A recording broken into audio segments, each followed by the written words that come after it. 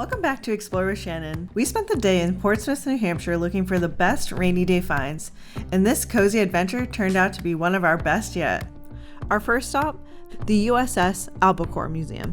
Tickets were only $14 for adults and $8 for kids, and it was such a hidden gem. The guides were incredibly knowledgeable, not just about the submarine itself, but also the history of the area. You'll definitely walk away learning something new.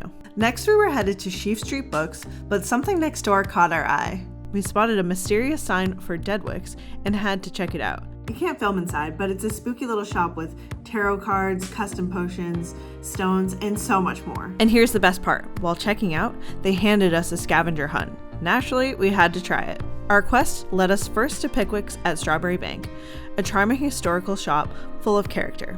Then to Lady Pickwick's on State Street, which was packed with unique finds and trinkets from all over. And finally, Fezziwig's, a cozy spot for afternoon tea or a sweet treat. This side quest took us to a bunch of places we've never even noticed before. And in the end, there is a little surprise, but don't worry, we won't spoil it for you. Afterward, we finally made it to Sheafe Street Books, the tiniest and coziest bookstore in the country. From old collectibles to new bestsellers, this shop has it all. We both found a hidden gem to bring home.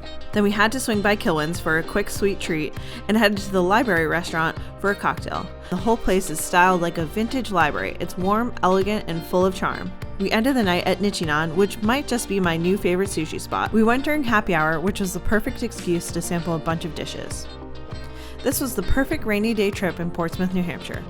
If you haven't already, please like and subscribe to our channel. It really helps us to continue making videos like this. And let me know in the comments, have you been to Portsmouth, New Hampshire? What's your favorite local spot?